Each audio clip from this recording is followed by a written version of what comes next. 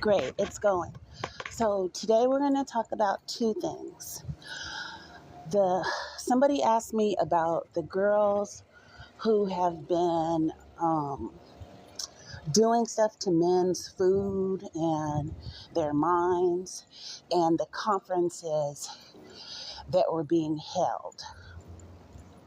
So someone came to me, a girl came to me and asked me to use my spiritual gifts to help her with something that was attacking her, some guy she dated.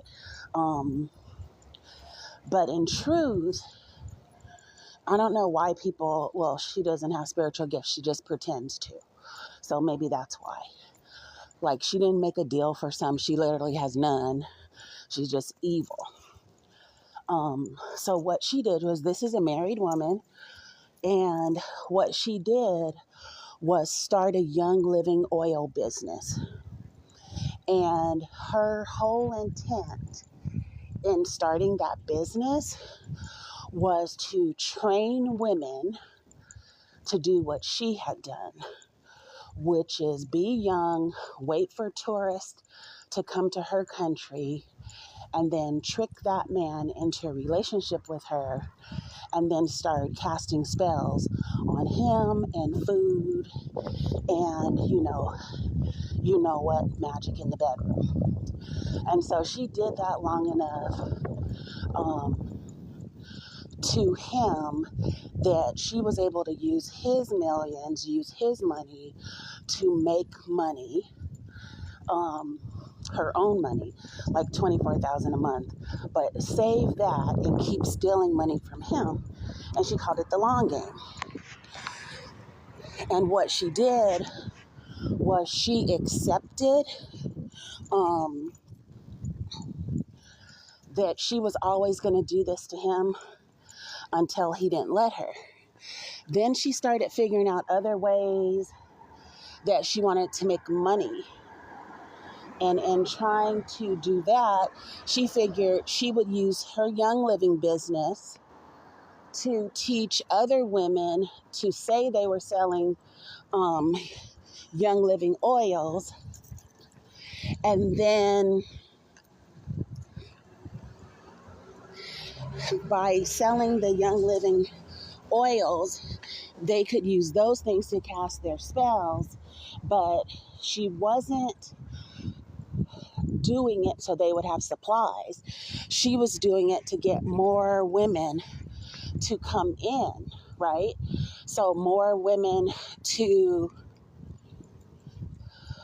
join under her team, teach them how to do this, make them rich men's wives, cast spells on them, do spells on their food, manipulate them energetically, and summon things. This literally was what she taught at every Young Living class that she had, and at conferences that she held around the world under the guise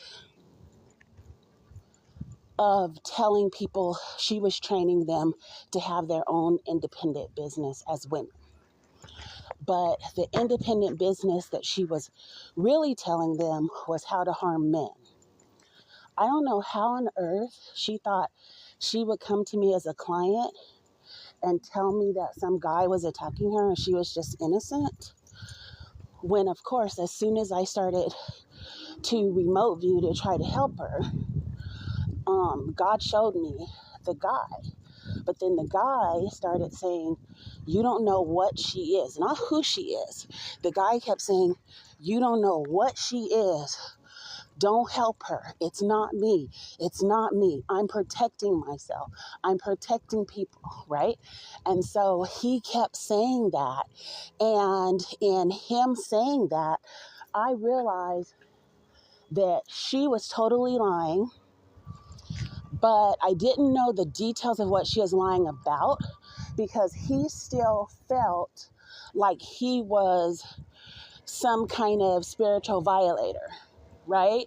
So now I had one person claiming they're the victim of another person who's saying he's not the villain, but he feels and looks like the villain energetically.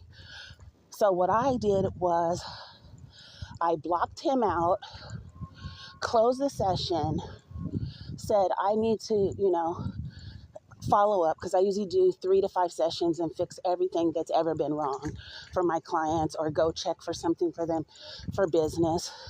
So my clients say I usually make them millions or save them millions of dollars, right? And I didn't know that people were doing this to men. I would never want a man I had to do that to. How crazy is that? Why would you try to force someone to love you? And for the long game, they would marry these guys and have kids. So then part 2, we get to, literally, I'm at a meeting with her and her friends for the long game. My students chime in, right? Because I've been doing this 28 years. So when